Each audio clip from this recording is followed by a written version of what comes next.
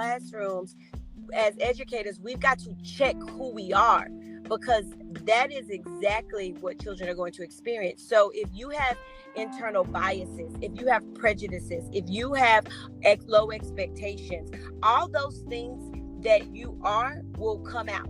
And it may not come out in what you say, it may not come out directly, but it will seep out through your behaviors. It will seep out through your actions.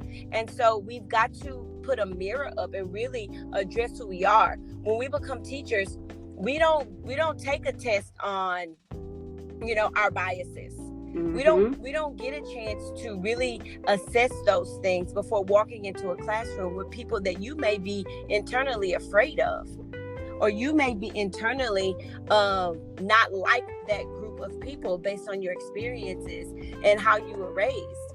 And so we have to be careful, and we have to be honest with ourselves about who we are, because not even just in the classroom, even leadership, who you are is how you lead. So again, if you are truly not someone that serves and that believes in service, you won't serve in leadership. Does that make sense?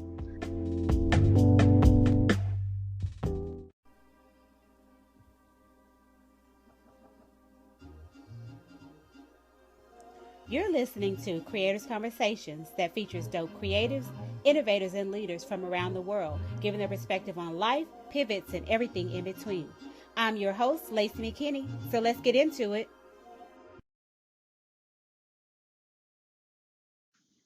If you're ready to take ownership of your development but don't know where to start, I'm sharing the strategies that help me take ownership of my career and step into my purpose as a leader of impact. This episode is brought to you by the Impactful Leadership Mixtape. The mixtape is your permission slip to become a leader of impact and show the true value of your expertise. You can download the Leadership Impact audio and a 20-page guide at lacimckinney.com/leadership mixtape.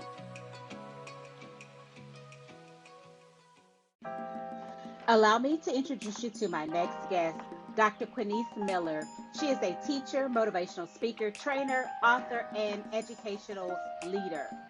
Dr. Miller is driven by a belief that all children deserve a world-class education, regardless of cultural or economic background. Her proudest work has been that of a school principal, where she believes her job is to support and serve the people who make the magic happen, the people who really make the difference, the teachers. On today's episode, we talk about Dr. Miller's degree in Spanish and how she is paving the way to change the landscape of the educational system. Very excited with the guest that I have on today. This is a childhood friend that I am speaking with, and so I'm going to call her by her title. She is Dr. Miller now, and so I am very excited to have her on. We're going to get started, but welcome, Dr. Miller. Thank you so much for having me, Laci. I'm super excited and honored to have this opportunity to talk with you today. You are so welcome. So let's start at the beginning. Let's go into your college days and you choosing to major in Spanish. What was that thought process? Why Spanish? Why did you major? What does that curriculum look like for us? Kind of talk us through your thoughts and what that looks like majoring in Spanish. That's so funny. So that was never my intention. My intention was to go in. My intention was to become a pharmacist. So I was a pharmacy major initially. And I remember taking all of these science classes and working my butt off and getting C's. And I hated every moment of it. And I remember just really praying and saying, like, God, like, what am I going to do? And one of the things that I talk a lot about in the work that I do is following your passion, for in it lies your purpose. And that's what I did. I went and became a Spanish major, not having any idea what I was going to do with it, but I loved every moment of it. And so that's what I did. I followed my passion and then became a Spanish major. Okay. I'm going to talk back to being in high school with you. And I do remember you excelling really well in Spanish. I'm going to be honest with you. I can't remember if we had a Spanish class together, but I just remember you excelling really well. So I think when I heard that you did major in Spanish, it was really not a surprise to me because I remembered that. I really did. And so that's, that's something different. And I think, now in this day and age, having that second language under your belt or what have you is something we need. And so I push people to say that you should learn other languages and get out there and just kind of spread yourself around to get to know different things. So Absolutely. Absolutely. yes, yes. So going into after you graduated with your major in Spanish, what led you to teaching? What does that look like? What was your first day in the classroom look like? And I'm going to say, did you even seek a position back in Duncanville? Did you try to go back home after you finished college? So what's funny is after I graduated, I was like, what am I gonna do now? And I was like, well, maybe I could be a translator because I ended up living in Spain for a while where I was able to really, become fluent, to be able to speak, read, write, and be able to hear Spanish and be able to respond. And so at first I was like, what am I going to do? And so someone was like, well, you can teach until you figure it out. And that is when the alternative certification programs were just starting and really new. And so I was like, okay, I'll teach until I figure out what I really want to do with my life. Right. Because of course, teaching wasn't it. Right. Teaching was just I need a job after I graduate. And so I remember, doing what I wanted to do. And I really wanted to be a Spanish teacher, but I didn't have the right amount of credits or something like that for to be able to get certified to be a Spanish teacher. So I went in as an ESL teacher. And I didn't even know what ESL stood for. But essentially it's English for second language learners. And so it essentially was, Spanish speaking kids that were learning English. Right. And so I became a ESL teacher, and I remember my first day, and I would describe it as I was absolutely terrified because I didn't know what I was doing, and regardless, alternative certification in school really can't prepare you for that, right? I was exhausted because I did not realize it was going to be so much work. But also, it was really fun. It was really fun. And so I really enjoyed it. I didn't seek, my first job was in DISD, was in Dallas. And I remember, just going through the alternative certification program, and they were linked to Dallas. So I didn't necessarily look in Duncanville or anywhere. It just kind of, the program kind of just filtered me to the school. I was at Conn Elementary over there off of Davis Street. And it was just, it was wonderful. And I, I, I didn't expect that 20 plus years later, I would still be in the work. Okay. Okay. So, thinking about when we were back in school and in, our years of growing up, think about your kids now being in school. What did education look like, or how different is it in the classroom today than it was, say, with us growing up? And how did you kind of adjust as an educator? So, Lacey, one thing, about me, and your listeners are going to know is I'm gonna always tell the truth. I'm gonna always be Mm-hmm. very transparent.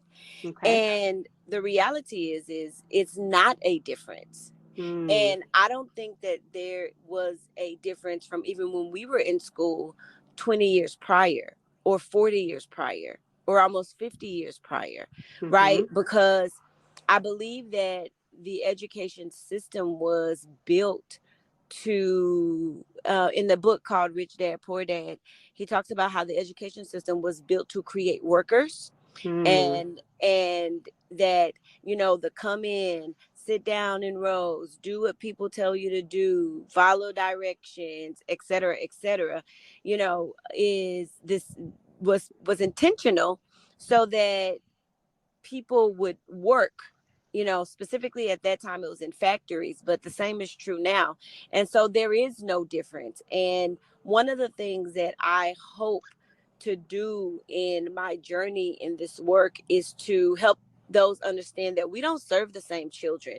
We don't serve the same children. This is a different generation. They come to school knowing more than the teachers half the time, Mm-hmm. right? Because they are Mm-hmm. born with these devices in their hands that have every single bit of information that they need. But what they don't have is the knowledge to understand what to do with the information, how to process the information, how to think, how to reason, how to problem solve, how to work with a group of people to be able to come up with a solution. Like those are the things that schools should be teaching, versus this whole we've got the knowledge to give to you. It's not that anymore. So there wasn't a difference. And still today, in many schools, specifically urban schools that teach Black, brown, poor, disenfranchised language learners, there is no difference. So I would, ask the question, why? Interesting. That, I look at my son who is 10, and I look at him and I say, you are a different character. I'll put it that way. And just the way, like you said, they come here knowing certain things. I think he is so in tune to what's going on around him and in the world that he is far beyond where I was at his age back in 1980 something or what have you. I can see that, and so I can understand when you say that you have to teach them differently. I totally see that based on what I Mm. receive from my son day in and day out. Yes, Yep, absolutely. I can understand that. So going forward, you wanted to shift more into a leadership role in your career field, and so you chose to go into becoming a principal. Why did you choose to seek that position rather than stay in where your first love was in the classroom? So that's a good question. So I went into administration with the thought of being able to make a bigger impact, right? Because that's what Hmm. leadership does. What leadership does is gives you the opportunity to clone and recreate what effective teaching looks like, right? Through teachers and through because me and my one classroom, has one impact, but me working with 20 teachers that have 20 classrooms now multiplies the reach and the impact. And so that's initially why I went into leadership. And so it was a huge adjustment for me. I'm not going to lie to you, because the biggest piece in when you're a teacher is that you love the kids. Like the kids are your air, the kids are your reason. You build relationships with kids, like that's your why. And moving into leadership was a huge adjustment, because while I wanted to make that impact, what that meant is now the adults had to become what the kids were for me before, if that makes Mm. sense. Hmm. Hmm. So I had to understand that, like, if you don't feed the teachers, then they're going to eat the kids. And I saw so much when I moved out of the classroom in teachers did, how teachers operated. And you think that everybody's doing the same thing, but that is not true. Everyone does not teach, educate, and build relationships with children like they should. And so that was a huge adjustment for me. But, at the end of the day, leading is still teaching, right? So that teaching aspect never goes away. It never went away. It's still here today, because your audience just changes. Mm. Okay. Okay. I get that. And so you wanted to even go into and lean into your audience even more, which we're saying the audience are your teachers at this point. And so there's a book. You wrote a book. So I wrote Dr. a book. Millicent, yes, she's an author. And so I want to ask a question. What can readers expect from The Art of Giving a Shit, a memoir and a guidebook for urban educators? Tell us, what can we expect? Why did you write this story? Girl, that title is something, ain't Ain't it? it? Well, so initially I wrote the book, and the title was going to be More Than My Content. And I would tell people what the title was, but no one could really connect to it. And I Mm. remember talking to one of my friends, Shonda. You remember Shonda? Yes. Uh-huh. Uh-huh. I remember talking to her, and we were like three peas in a pod. Mm-hmm. I remember talking to her, and her just kind of sharing a story with me about her son and his teachers, and how hard they were being on him academically, and her sharing that there was some challenges and things that he was going through as just a human, as just an adolescent boy, that it didn't seem like the teacher was taking into consideration. And I remember, just through our talk saying her or me, somebody saying, the teachers have to give a shit and they've got to care in a deeper way. And I was like, that's it right there.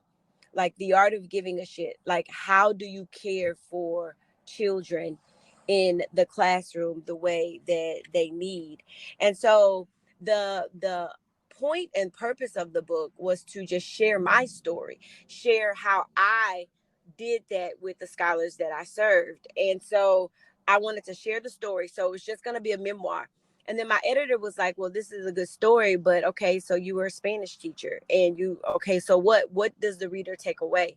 And so we end up transforming the book to be able to provide tools and strategies and resources for teachers, but it's also a good book for anybody that has a child in a classroom, because parents even need to be empowered on what is it they should be expecting from their teachers, from the teachers that are serving their children, because we have them more than they do. So that was really it. And so you're going to get a personal story, you're going to get strategies, you're going to get tools, you're going to get resources, but more importantly, you're going to get real talk. And I think that in education, not as many of us have the freedom to just tell the truth and be honest about certain things that we experience in the classroom, as well as things that scholars need in the classroom.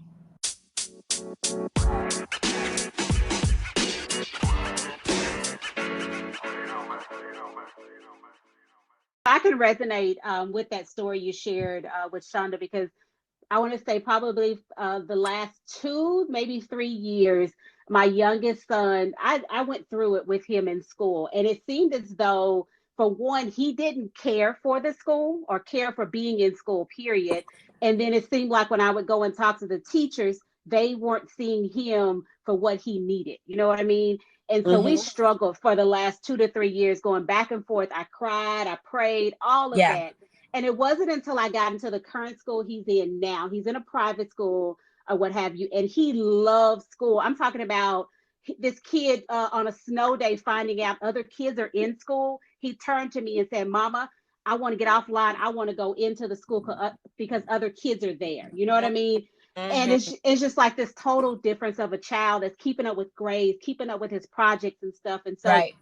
just with this book and everything, and even going into my next question to you, is that you say in the book, you stress about the number one ingredients to reaching scholars in the classroom is allowing the scholars to know how much you care, right? So Absolutely. describe what that looks like. What does that look like from the eyes of the scholars in particular? So I'll say this. We Mm-hmm, teachers and educators have to remember that you're serving humans. mm-hmm, And for so long and in so many places, I think that educators sometimes forget that before they're scholars, before the academics, you have human beings, you have lives in your hands. And so you've got to acknowledge that and respect that. And I know that when we were raised, how we were raised is that it doesn't matter whatever adult, you just respect them, and no matter what. And I get that, and I still teach my children that today. But the reality also is this generation doesn't operate that way. And there's a reciprocal respect that needs to happen. So what I think that looks like in the eyes of scholars is, one, love. They have to know that you love them and that you care, and you've got to tell them, you've got to say it. Understanding that they're human and they have human needs. They have human needs. Like, they're hungry, just like all humans. And sometimes teachers want them to come in and get to work. But if they are hungry, they're not going to be able to do the things that they need to do. They're not going to be able to be as effective. So acknowledge their hunger, get them a cracker, get them something, right? Let's address the basic needs that they have as humans before we then try to take them to the next level academically. mm, Consideration of them and things that concern them, teaching them life lessons, because while we are preparing them to be successful academically, we really also need to prepare them to be able to be successful in life, which is what my book really, really talks about. And then helping them understand how to navigate relationships and to show them what a healthy relationship looks like within the classroom. Teachers should be vulnerable, sharing of themselves, so that so that the scholars know and children know that they can then share. And then finally, I would say being honest and real. Children they know 100%. Like dogs sense fear, children can sense when you're Mm-hmm. real, when you're not, when you love them and when you don't. And so you got to be honest with them, because when you think about your own children, and I think about my children, I'm going to always tell them the truth. I'm going to always be transparent with them, because they need to know those things as they begin to navigate life themselves. And girl, I could Interesting. go on and on and on about Yes, what it I looks get it. like, but you got to Yes. get the book. You got to get the book. You know what? I have it. I've downloaded already. I've been listening, which goes to our next point that I thought was really interesting in the book. You say teachers teach who they are. What do you mean by that? Tell us why you put that concept in there, because I think to me it connects back when we talked about being able to reach scholars and show how much you care. Teachers teach who they are. Explain that concept to us. Woo, girl, we don't have that much time. But okay, again, you can't fake it. And so Okay. one of the things specifically when we're talking about urban scholars, scholars that come from culturally diverse backgrounds, economically, linguistically, and Mm-hmm. really, and you know what? Those children are the children that I'm really focusing in on. But this is true for all children. Let me just say that. Mm-hmm. And Mm-hmm. this book is not just for those group of kids, it's for all children. But let me say this: who we are will always show. And that's not just in the classroom, that's everywhere. Mm-hmm. Sometimes we will teach and talk about what we know. We will often sometimes teach and talk about what we think, but we are forever teaching and talking about who we are. And Mm. so those things, you know the saying, when someone shows you who they are, you got to believe them. Oh, It doesn't yes. it doesn't matter what you say. And I think in classrooms, as educators, we've got to check who we are, because that is exactly what children are going to experience. So if you have internal biases, if you have prejudices, if you have low expectations, all those things that you are will come out. And it may not come out in what you say, it may not come out directly, but it will seep out through your behaviors. It will seep out through your actions. And so we've got to put a mirror up and really address who we are. When we become teachers, we don't take a test on, our biases. we don't Mm-hmm. we don't get a chance to really assess those things before walking into a classroom with people that you may be internally afraid of, or you may be internally not like that group of people based on your experiences and how you were raised. And so we have to be careful, and we have to be honest with ourselves about who we are, because not even just in the classroom, even leadership, who Mm-hmm. you are is how you lead. So again, if you are truly not someone that serves and that believes in service, you won't serve in leadership. Does that make sense?